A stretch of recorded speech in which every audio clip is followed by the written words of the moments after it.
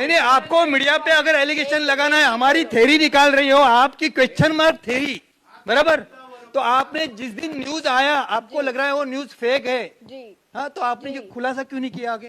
जी आणि तुमच्या ऑफिस पर्यंत संपूर्ण मीडिया येत होती, तुमच्या वडिलांच्या संपर्कात होती, तुम्ही जी. वेळ मागत होतात, तुमच्या गटनेत्यांना आम्ही भेटलो, गटनेत्यांनी असं उत्तर दिलं की त्यांच्या घरी कोणाचं तरी निधन झालंय, जी. त्यामुळे ते मुंबईत गेलेत जी. आणि त्याच्या दुसऱ्याच दिवशी तुमचा स्टेडियम मधला मॅच बघतानाचा व्हिडिओ व्हायरल होतो, जो तुम्हीच स्टेटस ठेवलेला तुम्हाला असतो. निधनची डेट विचारलं का गटनेत्याने?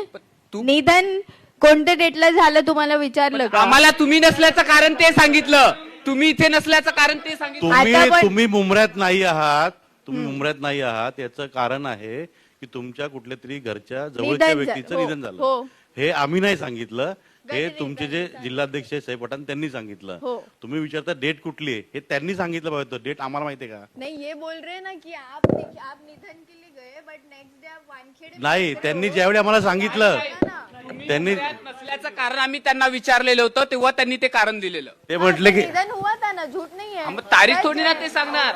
नहीं, आपने बोला ना नेक्स्ट डे आप वानखेड़े में दिखते हो, तो तुम्ही मैंने ऐका ना, बोला, निधन तुम्ही कब हुआ? मैं तुम्ही ना वानखेड़े तुमचे में मुद्दे मांडा, मीडियाला दोषी धरू नका. मीडियाने तुम्हाला मोठं केलं की नाही याच्यापूर्वी, मग आता तुम्ही मीडियाला दोषी कसं धरताय?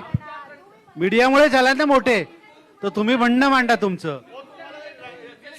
Sir listen you just asked me की हमारे पार्टी के, तुम्ही मला विचारलं की माझ्या गटनेत्याने तुम्हाला सांगितलं की आमच्या फॅमिलीमध्ये निधन झालंय है ना, और फिर आपने नेक्स्ट स्टेटमेंट क्या दिया? आपने बोला कि नेक्स्ट डे आप वानखेड़े में दिखे, है ना। तो मैंने आपको ये बोला कि गट नेता ने आपको ये बताया तो स्पष्ट तो नहीं किया था ना कि निधन कौन से दिन पे हुआ था और सहार वानखेड़े कौन से दिन पे गई थी, ये स्पष्ट हुआ था नहीं। तो यही तो कंफ्यूजन है जिसकी बात मैं कर रही हूँ।